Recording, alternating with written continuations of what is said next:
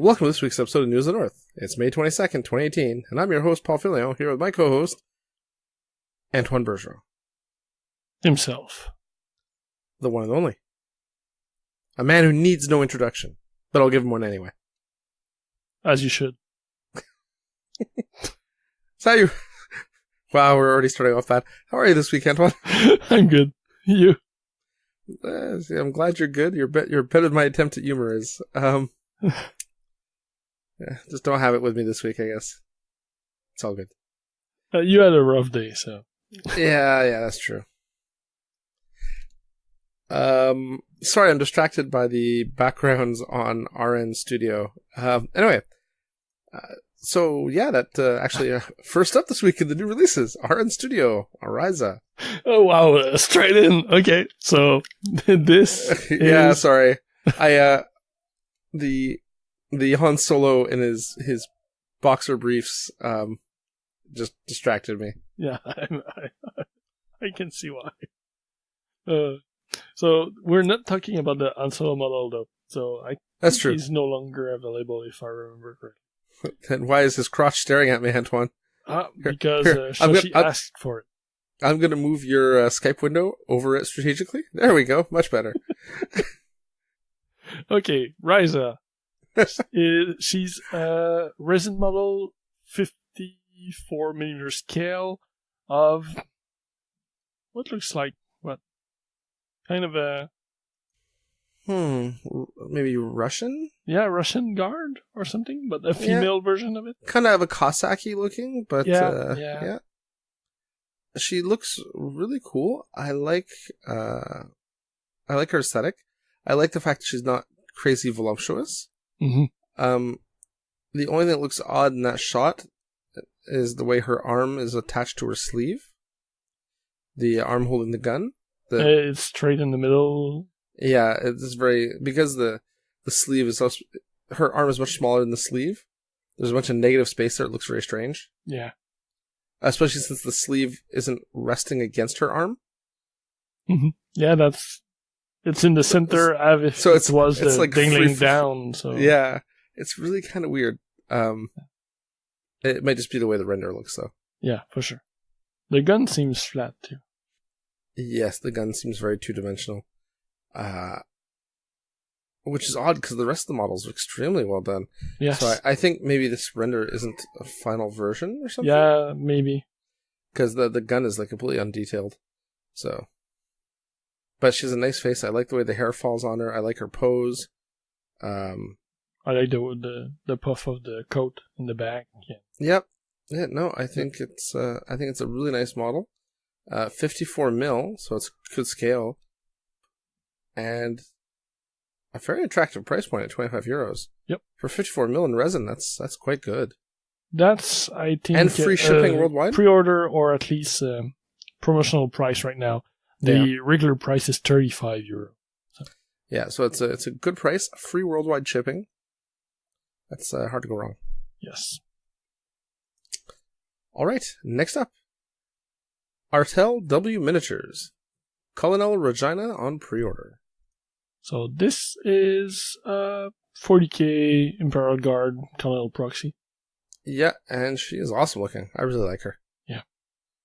Super She's well detailed. pretty simple. She looks... she's Valhallan. Yeah, or Cadian, because she has the top plate. No, she's Cadian armor, but I think the Valhallans don't wear that. They do now. Originally, they didn't. They just had the big coats, I think. Yeah. Yeah. She looks like you have a Cadian uniform with a winter coat over. Yeah, no, definitely. Which makes for a mix that work for both regiments. Mm-hmm. And I think she looks really, really nice. Yep. Simple pose. She is holding a tablet, so probably information data slate or something like that, if you to speak in a 40k term. Yeah, she also isn't crazy voluptuous and weirdly proportioned. Yep. So she's extremely well sculpted.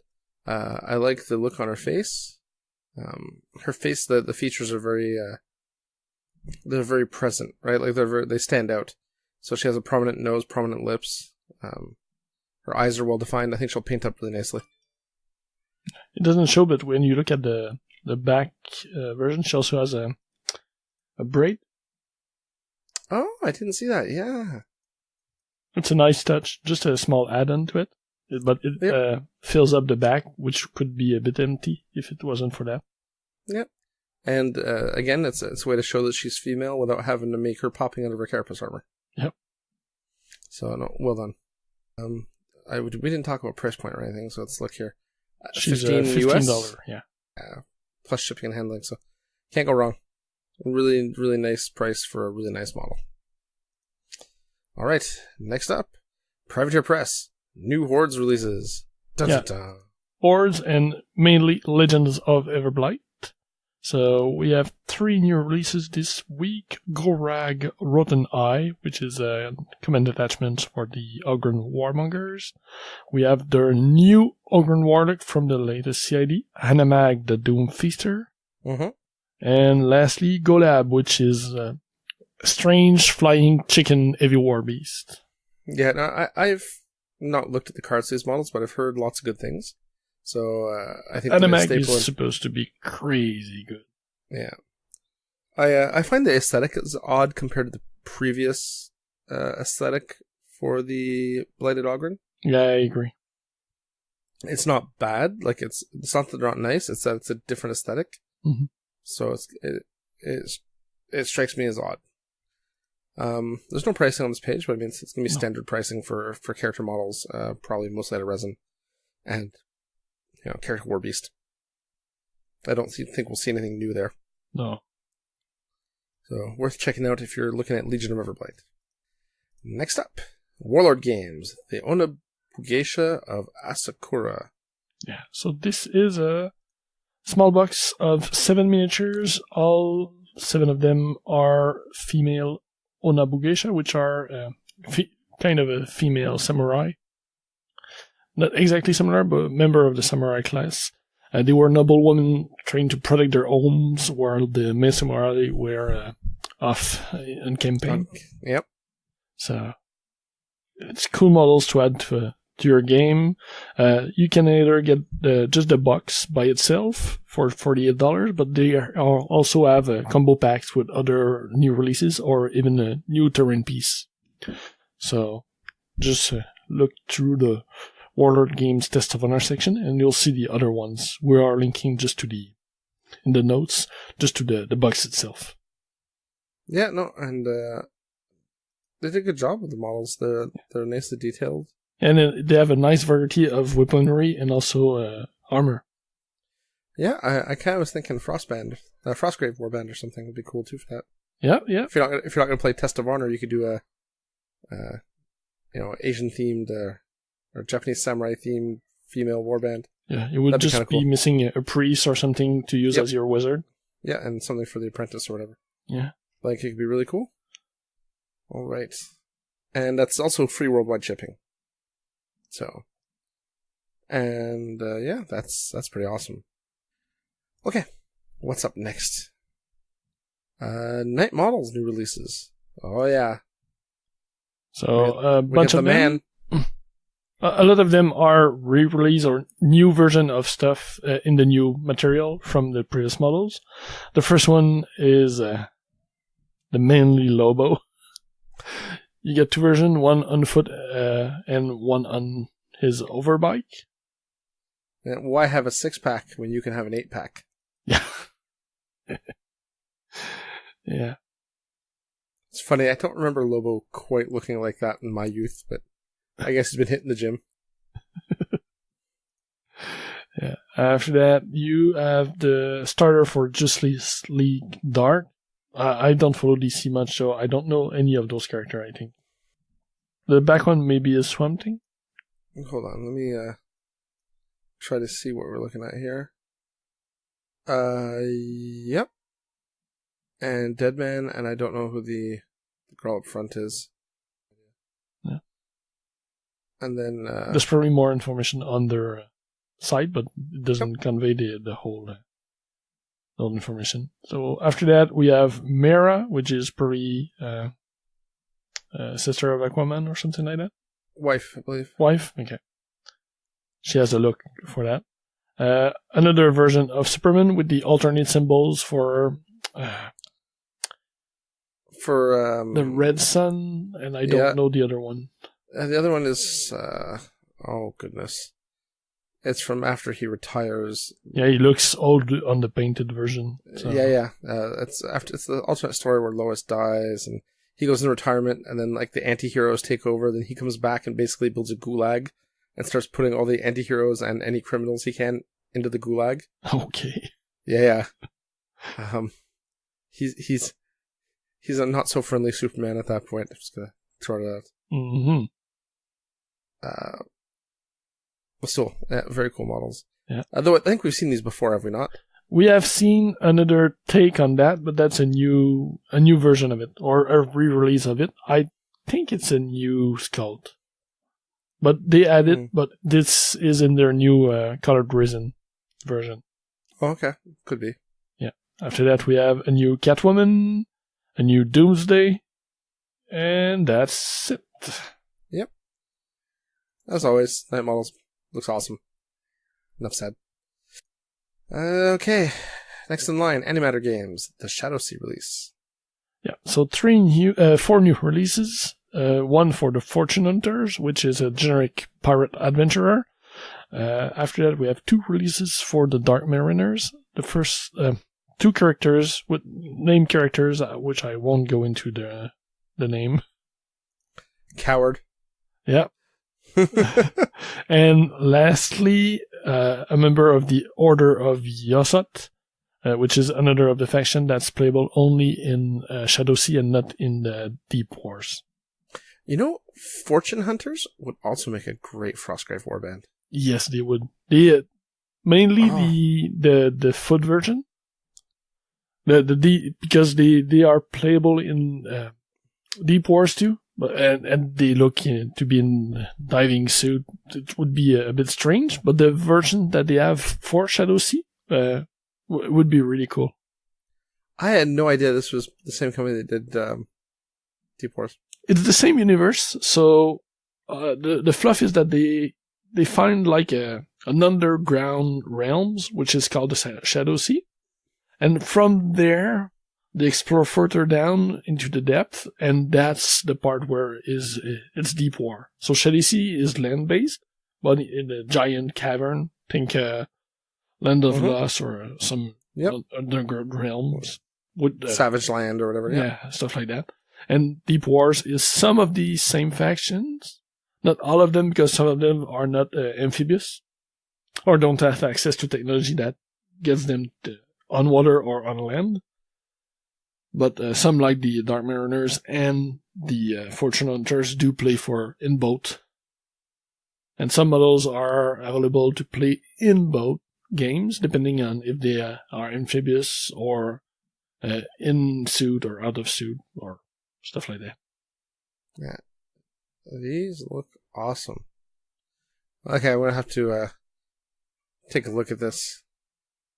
Because I've been wanting to build a Frostgrave warband for like years now. Yeah. And I couldn't find anything that struck me as like interesting, and these models are doing it for me. So if you needed to get anything for Deep Wars, might be a good time to combine for shipping. I have a certificate for it to use right now anyway. Well, there you go. So for the Dark Mariner painting contest that was run last congratulations, by the way. You came in second, I think, right? Yes. Good job. Thank you. Geeks of the North represent, Antoine. With you and Hume, I don't even need to paint. It's great. Carry me to victory, guys. But you up our numbers in production scale. All right. Well, not lately, I don't. If I get on a roll, I do well, but the last couple of months have been terrible. Yeah. Okay. But enough about my lousy painting life. Let's keep going. And next we have Bad Roll Games, Spark. Yeah. So this is a model for... I lost the information. I think it's for the Blood Children, for the Punk Apocalyptic, the game. I was just looking for the faction, and I lost it. It's not on the page I have. I had it on another page when I was searching for it. Sadly. Oh well, doesn't really matter. Yeah. So it's a It's punk-apocalyptic, so it's crazy punk-apocalypse model. This one is on a bike doing a wheelie with a sword pointing out.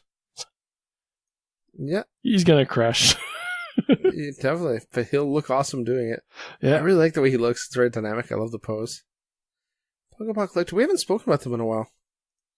This isn't the... it's the not model... that long. No, it's been a few weeks. But these aren't the guys I painted models for at Adepticon, are they? No. No, that's same style of game. But, right. But yeah, guy on motorcycle is awesome looking. And now I've lost the page. So and I like it. It's more of a motocross than a motorcycle. Yeah, it's motocross, definitely.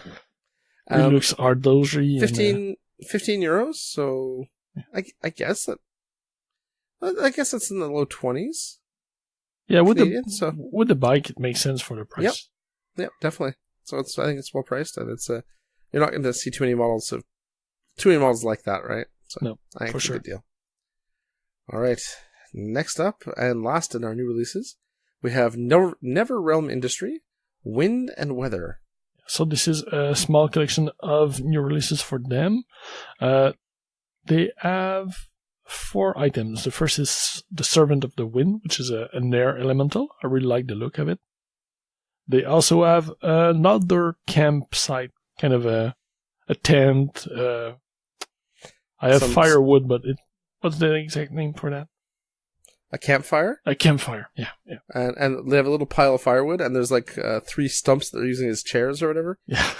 It's a cool scenic piece. It is. I see this being great for RPGs. Yeah. Right? Your D&D, you're camped for the night, plop down your tent. Or even for like Far West games or stuff like that. Yeah. Or diorama piece. Mm-hmm. There's definitely some cool potential there. Yeah. The next item is a group of giant mushrooms, 4 different skulls, kind of different style or angle or size. So they look good. And the last one is a horn demon. Yes, not to be mistaken with the horny demons. Or in fact, that one is not a new release, but it's a new painted version of it that they are showing at the same time with their 3 new releases. I like how you just completely ignored what I said. That was awesome. Sorry. No, you did the right thing. It was a good call. I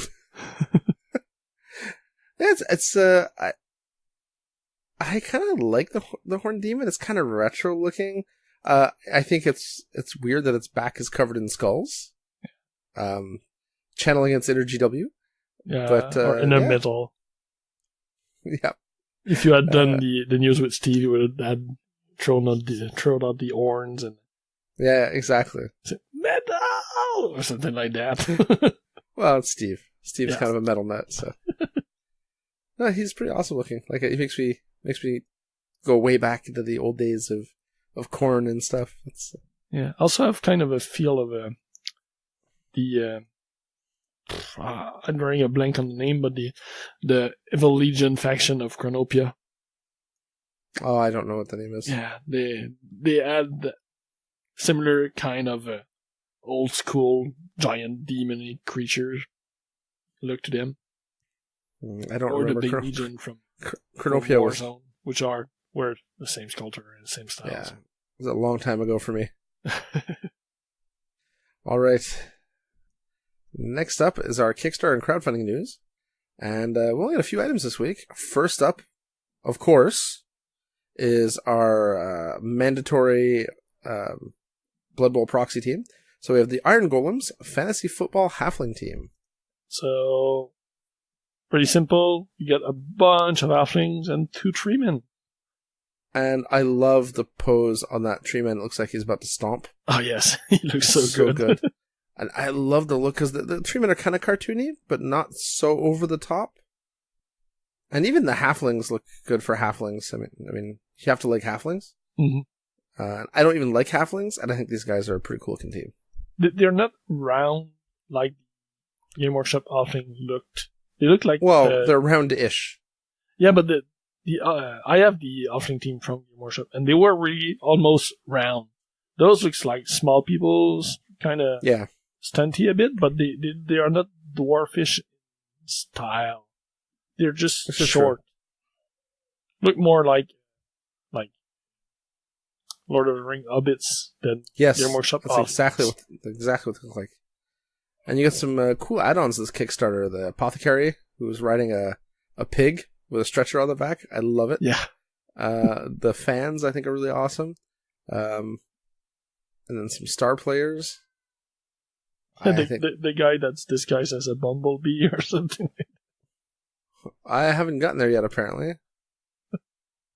He's in the team staff. Okay, you've got the ogre who looks like what was the name of the star player ogre from Blood Bowl in the old school one? Morgulstol. I know it's not. That was like Morgan Thorg or something. Yeah, something like that. Oh yeah, it looks kind of like a proxy for him. Oh, I'm sure it is. In fact. Yeah, and the tree man named Tremendous. I mean, come on. The Dryad star player, who looks kind of like a branch wraith from GW. A lot of really cool stuff. Let's look at the pledges here. So, the full team in Resin or Metal, €75, which I think is good. And that's the 14 halflings, 2 treemen, and all free unlock stretch goals. Which include the bumblebee I was talking about, which is their mascot. Okay. And then you have, for €99, you have the premium Resin or Metal team. So you get the same models on the team. Plus you get a premium box with foam tray and a double-sided game board with 2 dugouts. So that's pretty awesome. And then you have like a multi-pack, like 5-pack or whatever for $320. So I think for €75, I think that's a good value. Yes. For a complete team. Yeah, especially with the size of those 2 treemans. Yeah, if you like, in fact it's all resin, right? If you like Blood Bowl and you want to play halflings, this could be an awesome opportunity. If you have the bad idea of playing halflings, that's the way to do it. Yeah. And apparently we're not the only ones that think so, because they were looking for, let me do the conversion, €6,000. They've got €16,000. So they're doing extremely well.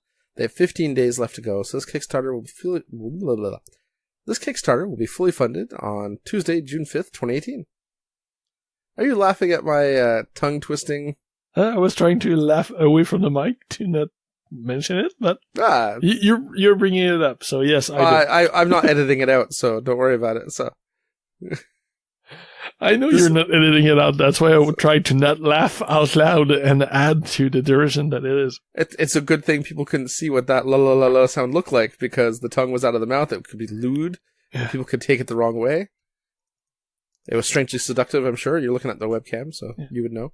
It's kind of a good thing that we didn't switch to video. We have faces for radio. That's all right. Next up, Wargamer Studios, Anno Domini 1666. So this one I like a lot. It's a board game. You're playing 1 versus 1. You're playing gangs in the 17th century Vienna. The background is the Pope just died, and all European countries are sending representatives, and those are accompanied by gangs or bodyguards and stuff like that. And those bodyguards and gangs are there to do the shady work that the representative cannot do officially in court.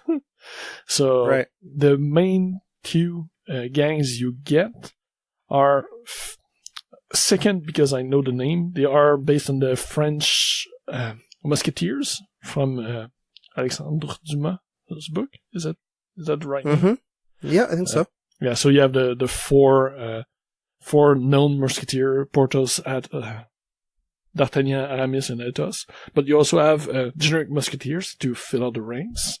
And on the other side, you have the Defenders of the Crown from a Polish novel that I couldn't name.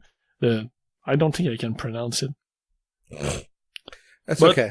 It's a well-known book, and they mentioned the name a lot for that. It's a Polish company too, so it makes sense for them to showcase it. It also like it looks interesting enough that I might try to find an English translation of it. So you get that, and you get also like Tugs and Jureks, locals, as they call them, models.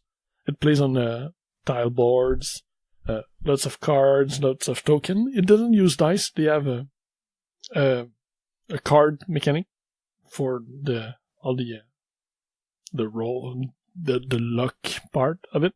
Right. And you also get, I mentioned 4 gangs, so there are 2 more gangs available as add-ons. There are Turks, which they call the Envoy of the Eye Party, and there's also the Order of the Broken Cross, which is a naval sub-faction cult of the Teutonic Knights. Gotta hate those evil Teutonic Knights. Yeah. And there's a bunch of characters, add-ons, unlocks and stuff like that. Like, one of the extra you can get for the Musketeers is the character pack, the Royal Musketeers, where you get Natalie and Jean, which are the 17th century version of Léon from The Professional, and the Natalie Portman character. Right. Nice. Oh, goodness. And there are other like that, like there's one that looks like, I'm drawing a blank on the name, but one of the characters from Games of Thrones. Yeah, I'm not watching the show and I haven't read the book, so I just kind of know it by... Yeah, I can't help you. Yeah, sorry. It doesn't matter. So there's a lot of them, a lot of other character unlocked and available. Some historical, like, where is she? Milady the Winter, which is an add-on character. Oh, Tyrion Lannister. Oh, yeah, that's it.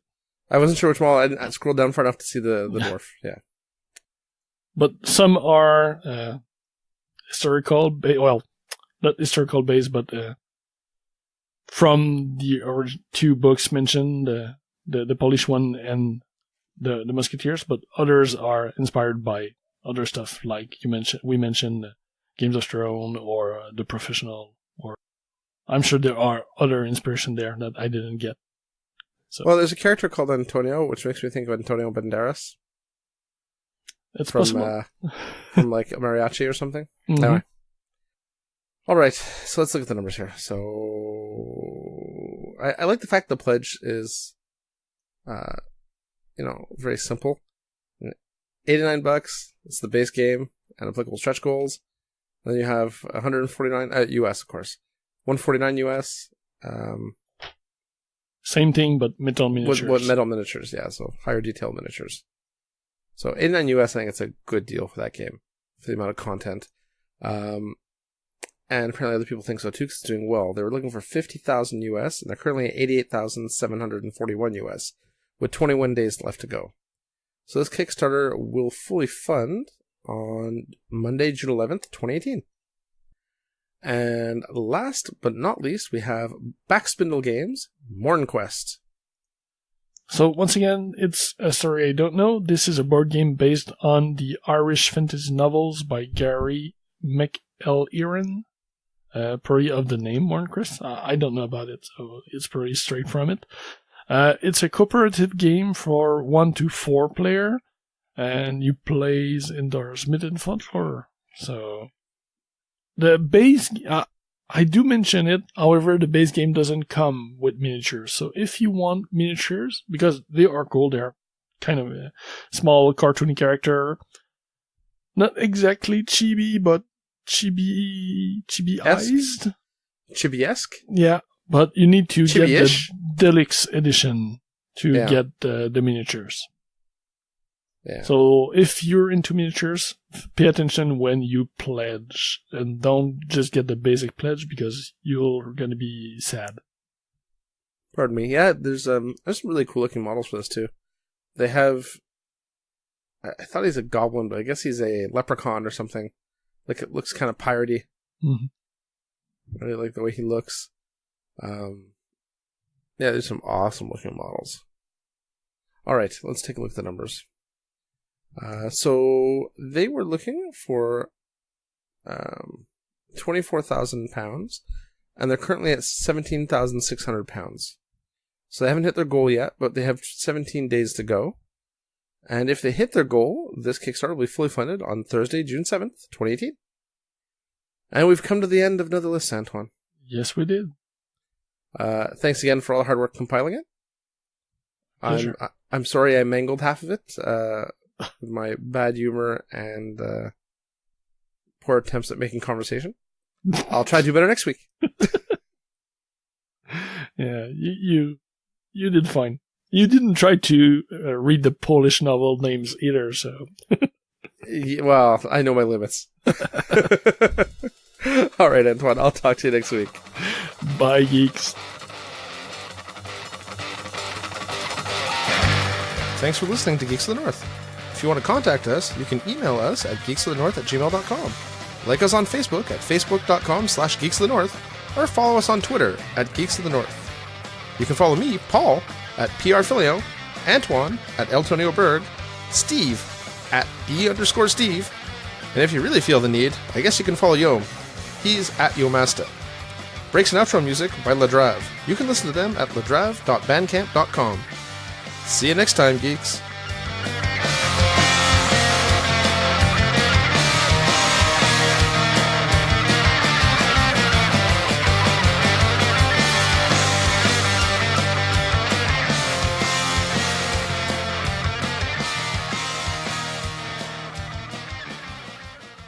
Thank you for checking out a United Geeks Network family member. If you enjoyed it and are looking for other online media with a geek culture slant, head over to UnitedGeeksNetwork.com, where you will find Rolling Dice and Taking Names, a podcast by guys who have a passion for tabletop games and happen to have mics. They discuss all forms of tabletop gaming, from board games to miniatures to RPGs. The United Geeks Network. You can broadcast your geekiness at UnitedGeeksNetwork.com.